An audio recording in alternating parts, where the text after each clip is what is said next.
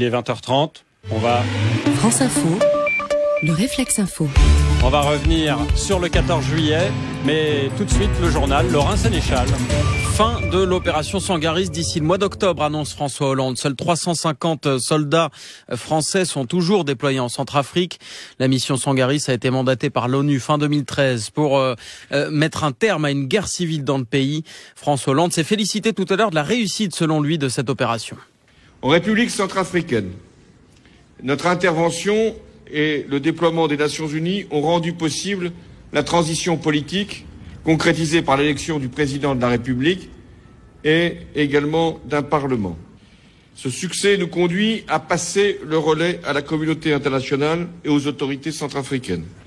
En octobre prochain, Jean-Yves Le Drian, le ministre de la Défense, se rendra donc en Centrafrique pour prononcer officiellement la fin de l'opération Sangaris. François Hollande qui a également annoncé un soutien renforcé de l'armée française envers l'Irak pour reprendre la ville de Mossoul à l'organisation État islamique.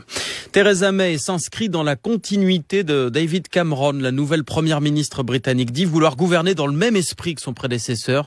David Cameron a remis ce soir sa démission à la reine, démission acceptée par Elisabeth II qui a ensuite chargé Theresa May de former un gouvernement.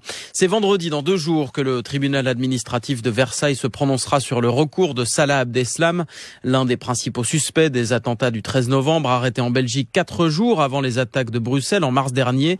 Il est en prison à l'isolement. Sa cellule de Fleury-Mérogis est filmée 24 heures sur 24. C'est selon lui une atteinte à la vie privée. France Télévisions va supprimer 500 postes d'ici 2020. C'est prévu dans le contrat d'objectifs et de moyens pour les 4 années à venir qui a été rendu public ce soir. France Télévisions a terminé les 2 dernières années en déficit.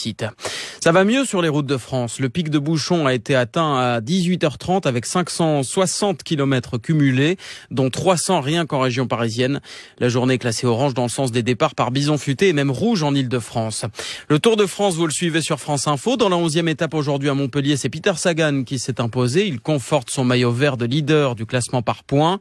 Il a surgi du peloton à 3 km de l'arrivée, suivi par le maillot jaune Chris Froome qui grappille encore quelques secondes sur ses poursuivants. Demain, l'étape jusqu'au Mont Ventoux sera écourtée de 6 km à cause du vent. La 12e étape, donc Montpellier-Mont Ventoux qui sera à suivre sur France Info. Laurent Sénéchal, 20h33, la météo.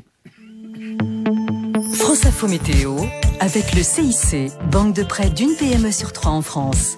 CIC, construisons dans un monde qui bouge. Élodie Calac. Encore un temps agité à l'est pour ce 14 juillet, mais plus de soleil dans l'ouest. De la Normandie et du Massif central vers le nord-est, le nord des Alpes, le réveil est bien nuageux avec des averses, de l'orage dans l'est, de la neige sur le nord des Alpes au-dessus de 2000 mètres. L'après-midi, ce sera mieux. Il restera quelques averses du nord-est au Lyonnais, mais les éclaircies seront plus belles, très belles même vers la Normandie, la région parisienne. Dans le sud-est, du soleil, mais encore beaucoup de vent. Attention aux vagues sur l'ouest de la Corse. On pourra avoir un orage vers le Mercantour dans l'après-midi. Et puis de la Bretagne au sud-ouest, ce sera ensoleillé, à peine une petite averse ici ou là. Il fera 18 à 23 degrés, 19 à Brest, Mulhouse, Lyon, jusqu'à 25 à 29 degrés dans le sud-est, les 29 du côté de Bastia.